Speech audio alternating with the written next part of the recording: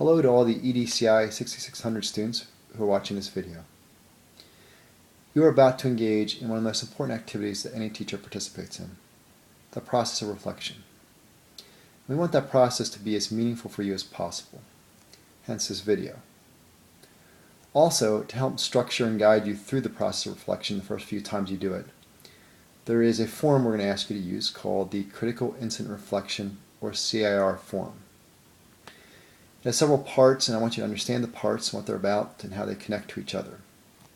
As I describe those parts to you, I also want to talk about the notion of reflection in more general terms.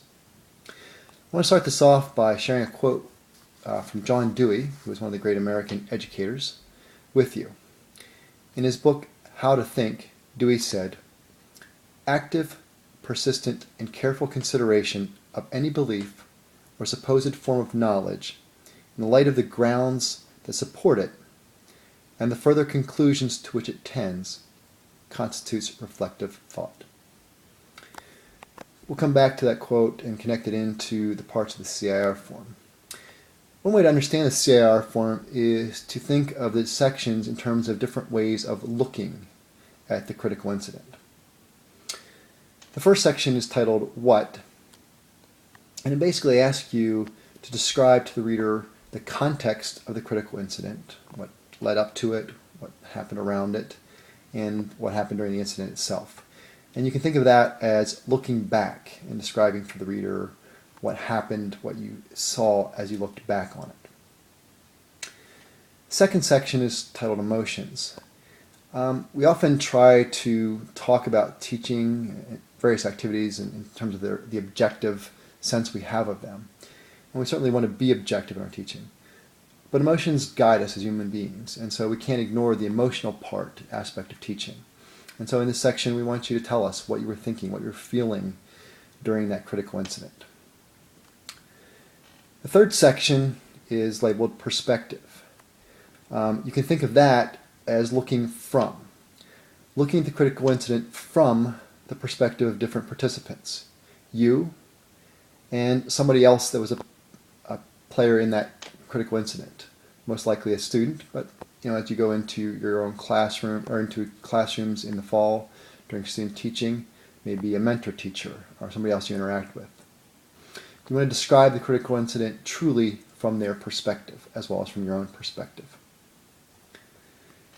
The next section is addressing diverse learners, and that continues this idea of looking from the perspective of other people.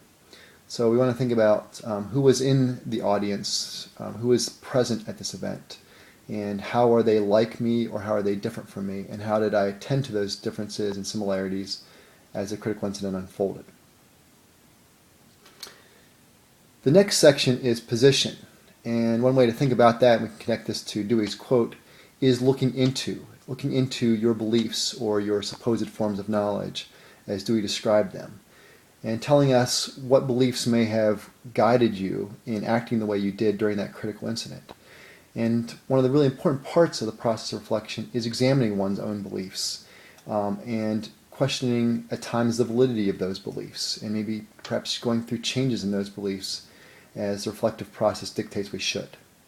So in this section we ask you to think about what may have prompted you to make decisions, act in certain ways during the critical incident, and what that says about your beliefs, and really look into yourself as you do that, engage in this process.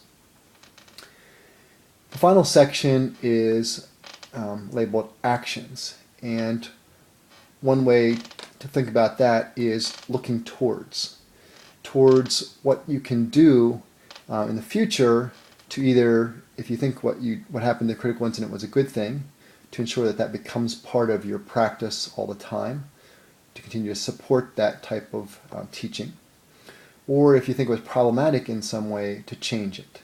So looking towards how you might change what you did, the way you approached a particular situation, and generalize that to other situations. I made a mistake when I said that action was the last section. It will be for some of the CIRs, but for other CIRs, you'll be working with partners and sharing the CIR and what you thought about this critical incident with a partner. And so you'll have a discussion outcome section. And the way to think about that is looking beyond.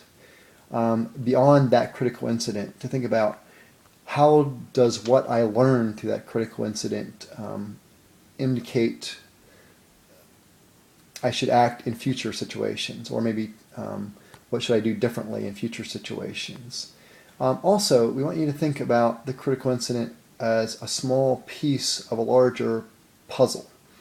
So a critical incident will take place in a particular moment of time, in a particular context, but that's tied to larger segments of time and larger contexts.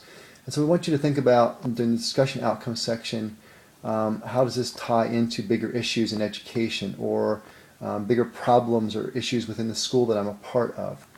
And of course, with these summer critical incident reflections, you're going to be kind of limited in that scope.